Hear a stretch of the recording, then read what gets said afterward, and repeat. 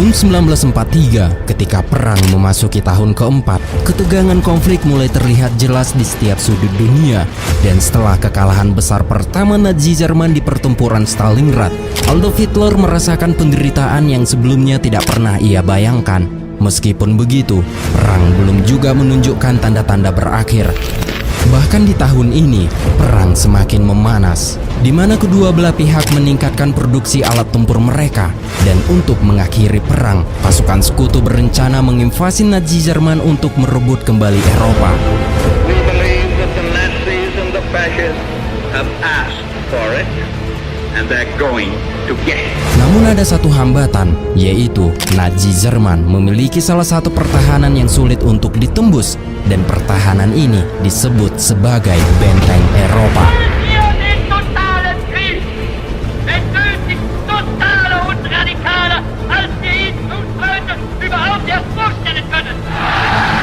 Namun seperti ucapan Inggris, benteng Eropa tak beratap, sehingga pasukan sekutu berencana membombardir Nazi Jerman dari langit untuk menghancurkan mesin perang Hitler.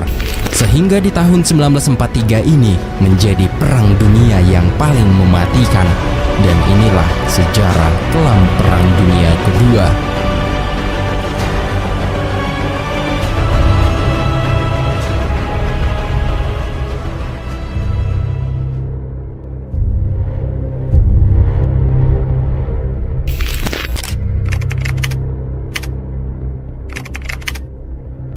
Tahun 1943, di markas pilot pengebom di Norfolk, Inggris, seorang anggota pasukan pengebom bernama John Locado mendapat perintah untuk membombardir jantung Nazi Jerman.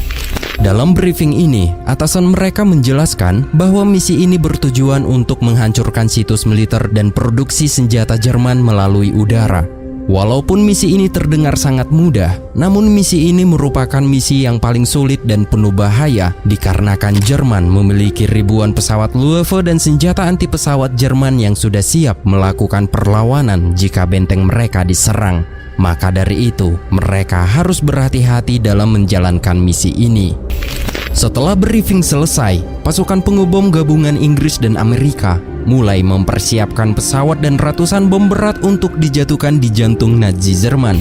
Dan setelah seluruh armada pengebom dipersiapkan, misi pun mulai dijalankan.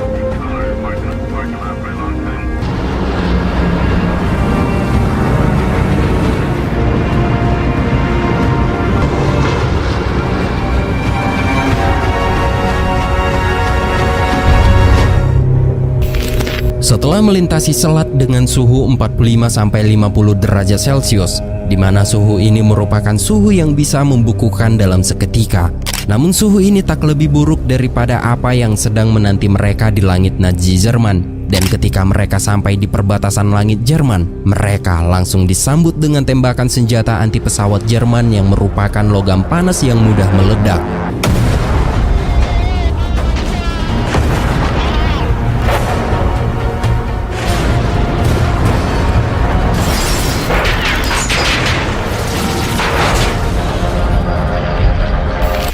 Setelah berhasil menghadapi serangan anti pesawat Jerman, tak lama kemudian puluhan pasukan pilot sekutu ini dihadapkan dengan puluhan pesawat Jerman, yaitu Luftwaffe.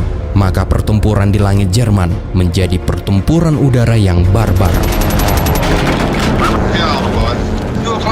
Watch him, Scotty. I got my sights on him. They're coming around. Come on, you.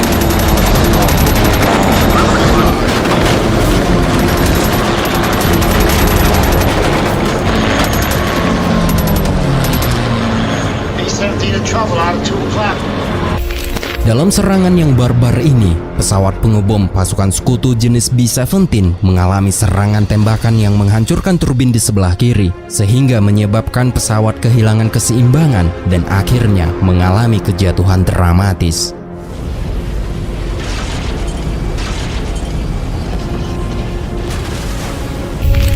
Walaupun mereka kehilangan satu pesawat pengebom, pasukan pilot sekutu masih tetap menjalankan misinya, dan sekarang mereka tepat di bawah benteng Nazi Jerman dan mulai melakukan pengeboman.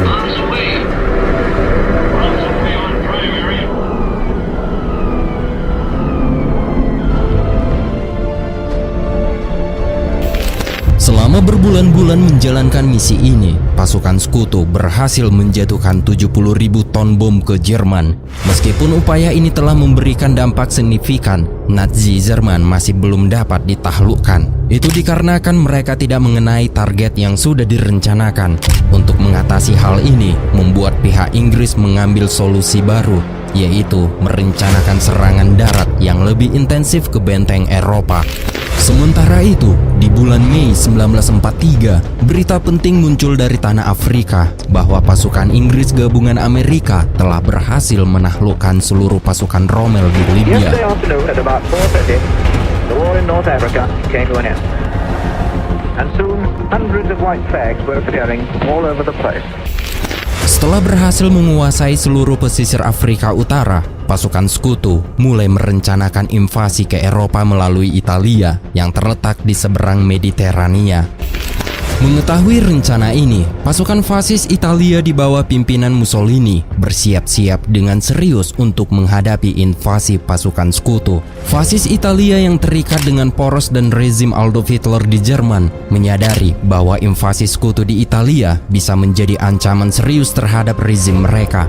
Sebagai respon, mereka memobilisasi prajurit, memperkuat pertahanan, dan menyiapkan strategi pertahanan untuk melawan invasi yang akan dilakukan pasukan Sekutu ke Italia. Der Führer und der Duce brachten bei dieser Zusammenkunft erneut ihre und ihrer Völker harte Entschlossenheit zum Ausdruck, den Krieg zu führen bis zum endgültigen Sieg.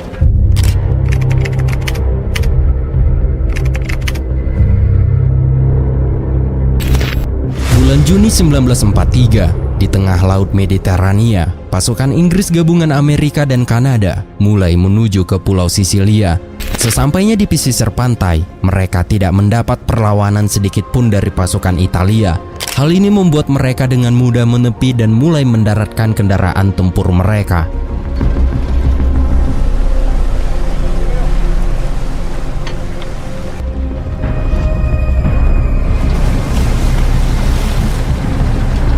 Setelah semua pasukan berhasil mendarat ke tanah Sisilia di Italia, mereka mulai merangsek masuk ke perdesaan, dan di wilayah ini mereka mendapat perlawanan dari pasukan Italia.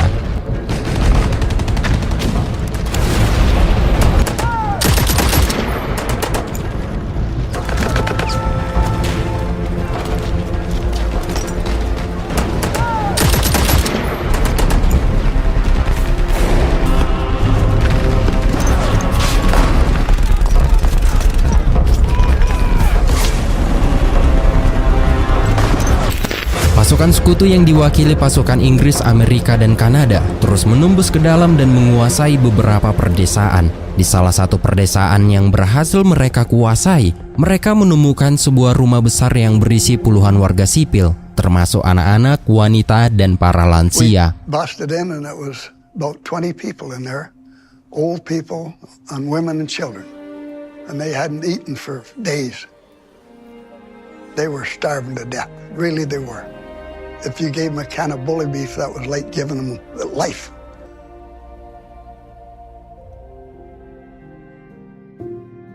Setelah warga sipil diamankan, barulah terungkap bahwa warga lokal ini hanya ingin perang berakhir. Setelah 3 tahun perang yang terus meluas, mereka mengalami kelaparan yang sangat parah. Dalam kondisi yang sangat sulit ini, pasukan Sekutu mengambil alih toko roti warga sipil yang sudah tidak beroperasi lagi untuk membuat roti bagi para tentara. Dalam wawancara salah satu warga Sisilia bernama Anna Cartia, ia mengatakan bahwa nasib mereka tergantung pada pasukan Inggris dan Amerika.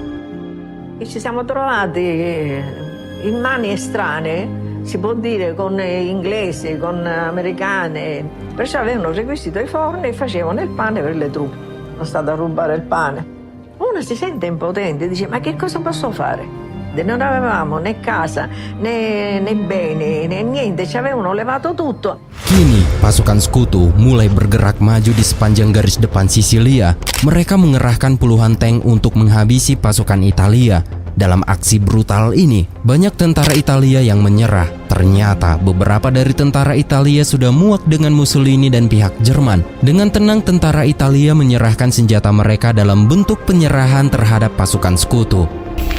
Kini seluruh wilayah Sisilia berhasil ditaklukkan dan pasukan sekutu akan memasuki pusat Italia.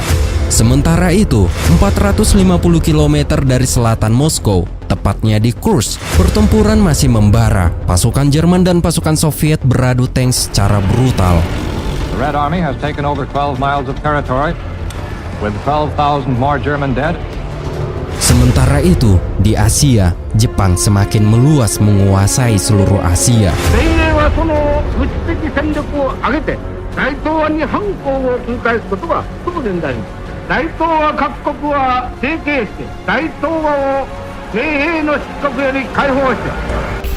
Jepang berencana akan menguasai seluruh Asia Timur dengan waktu yang cepat, dan untuk memperkuat pertahanan di Asia, Jepang membangun benteng-benteng mereka di lautan, dan tameng pertahanan strategis mereka terletak di pulau di seluruh Pasifik, yaitu Pulau Okinawa, Iwo Jima, Saipan, Filipina, Peleliu, dan Tarawa.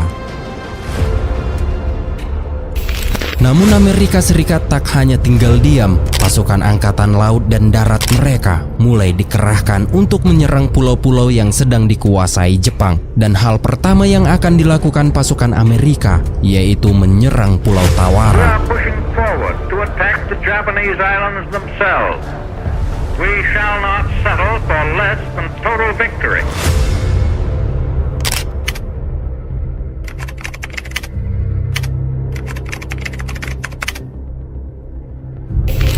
Di bulan November 1943, marinir Amerika Serikat mulai bergerak menuju ke Tawara. Di antara pasukan tersebut terdapat seorang prajurit berusia 17 tahun bernama Joy asal California. Saat pasukan mereka mendekati Pulau Tawara, mereka mendapat bantuan dari pasukan udara sekutu yang menjatuhkan puluhan bom ke pulau tersebut. Tindakan ini bertujuan untuk melemahkan dan mengurangi pasukan Jepang yang berada di Pulau Tawara.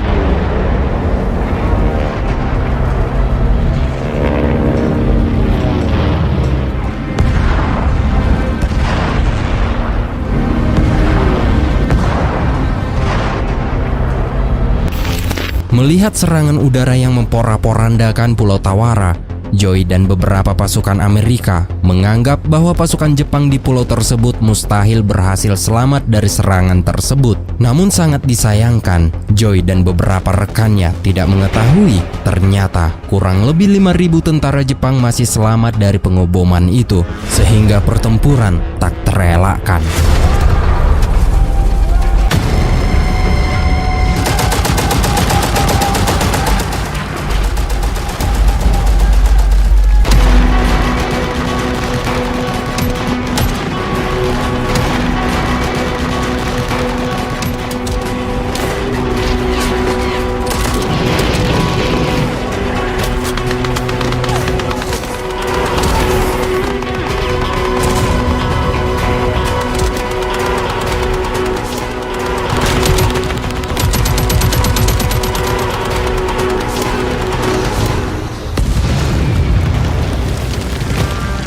Banyak prajurit Amerika yang tewas di tempat karena mendapat tembakan yang menghantam tepat di leher dan kepala mereka. Dengan kondisi yang kacau, tentara Amerika Serikat termasuk Joy merasa putus asa dengan kekuatan pasukan Jepang yang tak takut mati. Walaupun begitu, dengan kegigihan yang tak tergoyahkan, tentara Amerika Serikat berhasil memenangkan peperangan ini. That was the end of that for me. Akhir dari peperangan di Pulau Tawara ini, banyak pasukan dari kedua belah pihak yang gugur, dan 17 tentara Jepang yang tersisa memilih menyerah. Mereka ditelanjangi, lalu dibawa ke suatu tempat. Setelah menaklukkan Pulau Tawara, pihak Amerika Serikat melanjutkan langkah penting untuk memukul mundur pasukan Jepang di Asia, yaitu menyerang Jepang. Namun hal ini bukanlah hal yang mudah, dikarenakan mereka harus terlebih dahulu menaklukkan pulau-pulau yang sudah dikuasai oleh Jepang. Sementara itu, di Eropa, kampanye pengeboman untuk sasaran militer Jerman tetap dilanjutkan. Akan tetapi, Nazi Jerman terus melakukan produksi banyak tank dan senjata perang mereka. Eine Arbeit von Millionen Händen hat unverzüglich einzusetzen. Und der Front Waffen in Hülle und Fülle zu liefern. Mengetahui produksi mesin perang Nazi Jerman terus bertambah, Churchill membuat keputusan yang cukup kejam, yaitu melancarkan pengeboman terhadap warga sipil Jerman. Hal itu bertujuan mematahkan semangat mereka dan melemahkan dukungan mereka terhadap perang Hitler. When we read every week of the frightful cruelties with which the German armies torment us, we may feel sure that we bear the sword of justice. Kini tibalah waktunya, sebanyak 780 pesawat pengebom berat dikerahkan ke Jerman dengan misi membumi lantahkan salah satu tempat di Jerman, yaitu Hamburg.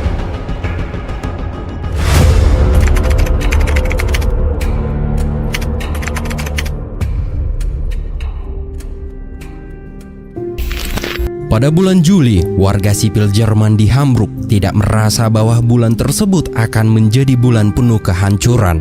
Dalam wawancara seorang warga sipil Hamburg bernama Gunther, dia mengungkapkan bahwa pada waktu sebelum kehancuran kota Hamburg, dia mendapat pemberitahuan dari selembar kertas yang tertulis dari Angkatan Udara Inggris. Pemberitahuan tersebut menjelaskan bahwa warga Hamburg sebaiknya meninggalkan kota untuk menghindari korban jiwa. Meskipun demikian, banyak warga sipil di Hamburg tidak mempercayai peringatan itu.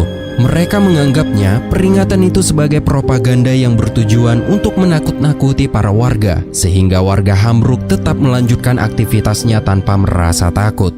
Kemudian di saat berbalut gelapnya malam, pasukan pengebom sekutu sudah mengudara di langit Hamburg dan siap untuk menjatuhkan sebanyak 1000 ton bom api, sehingga seluruh kota Hamburg berubah menjadi lautan api.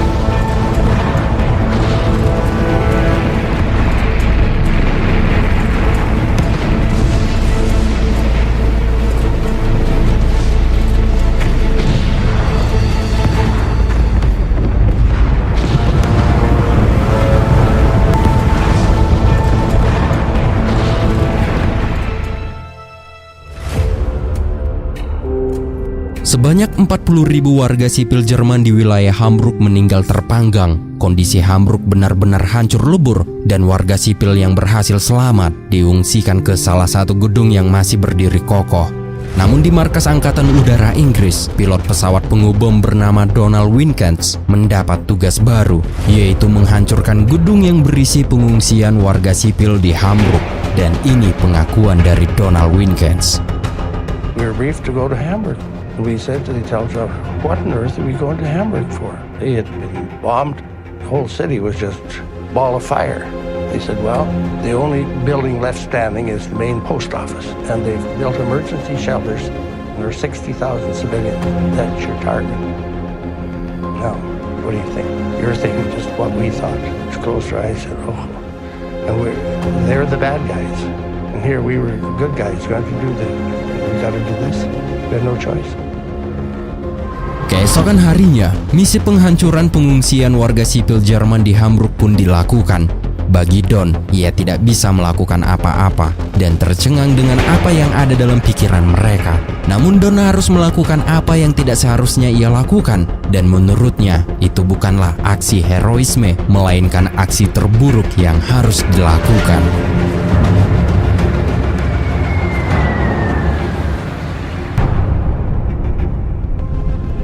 It's not a heroic thing, and it's a terrible thing. And we're part of it, whether we like it or not. Melakukan pengeboman di seluruh kota-kota di Jerman memberi harapan bagi sekutu agar warga Jerman tidak mendukung atau menentang perang yang sedang terjadi. Namun kenyataannya, para warga Jerman mulai memperlihatkan amarahnya. Anak-anak muda termasuk Gunther mulai bergabung ke militer untuk mencegah kejatuhan Jerman. Sementara itu, Sisilia berhasil dikuasai oleh sekutu dan sasaran selanjutnya adalah Roma. Saat itu Mussolini berjanji kepada rakyatnya bahwa bom musuh tidak akan pernah menjatuhkan di Roma. Namun anggapan itu salah dikarenakan pasukan sekutu menjatuhkan 1000 ton bom di Roma. It was certainly one of the heaviest daylight raids of the war. A terrible demonstration of power and determination. Roma yang sudah pora-poranda membuat rakyat Italia mulai muak dengan Mussolini, sehingga rezim kriminal, korup, dan fasis di Italia mulai hancur berkeping-keping. Pada akhirnya Mussolini digulingkan oleh rakyatnya sendiri. Kemudian Hitler memerintahkan prajuritnya untuk melakukan operasi penyelamatan Mussolini. Italian dictator make his final escape in a cable car across the Apennine Mountains. From there, a waiting airplane transported him back to a worried Hitler. Kini rakyat Italia memihak dan bergabung dengan sekutu, dan sebagian prajurit dan rakyat Italia menyatakan perang terhadap Jerman. 2 hours ago, Italy declared war on Germany. The proclamation says there can be no peace while a single German remains on Italian soil. Namun sebagian pasukan Italia masih melakukan perlawanan. Garis pertahanan Nazi mulai memanjang hingga menyentuh selatan ibu kota, hingga melintasi kota penting, yaitu Cassino. Jika Cassino berhasil direbut, hal itu akan memudahkan pasukan sekutu menuju ke Roma.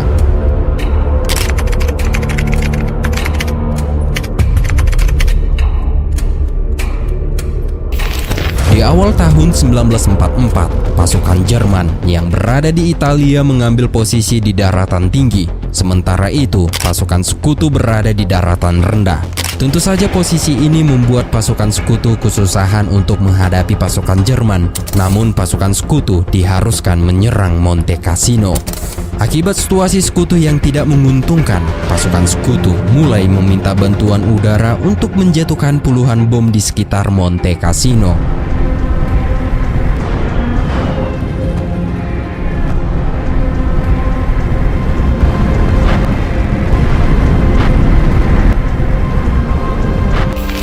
Akibat serangan udara tersebut, banyak tentara Jerman berguguran. Namun dengan sisa tentara Jerman yang masih bertahan, masih tetap berjuang. Bahkan pasukan Jerman mampu membuat pasukan sekutu terpojok di sisi lereng.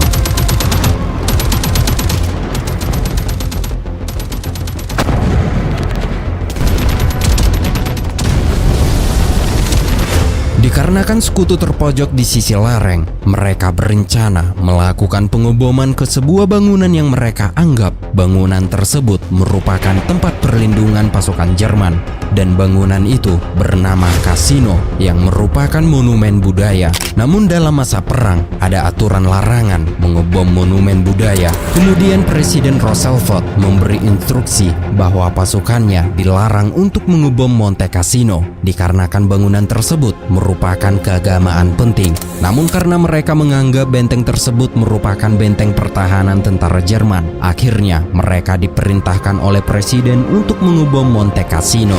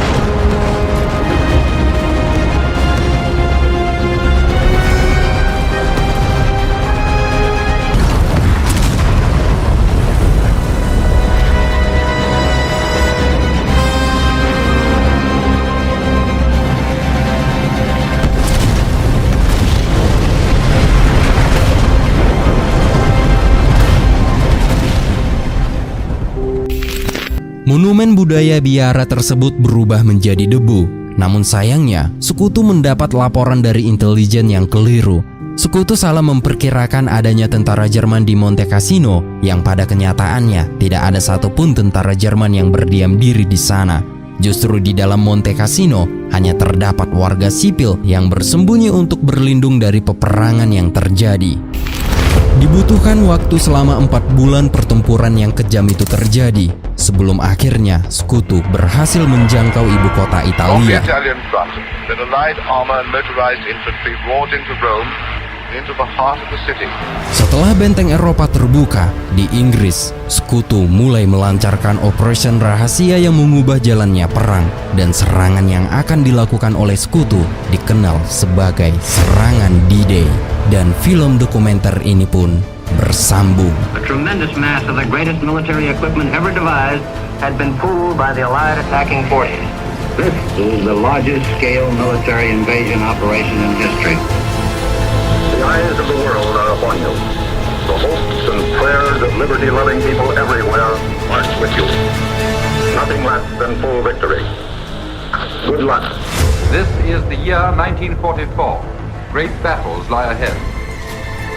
We will not stop short of our final goal, into the frontier of Germany itself.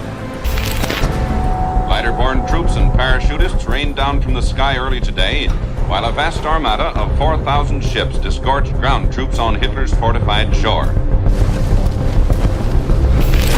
Es mag dieser Krieg dauern, wie lange er dauern will. Niemals wird Deutschland kapitulieren!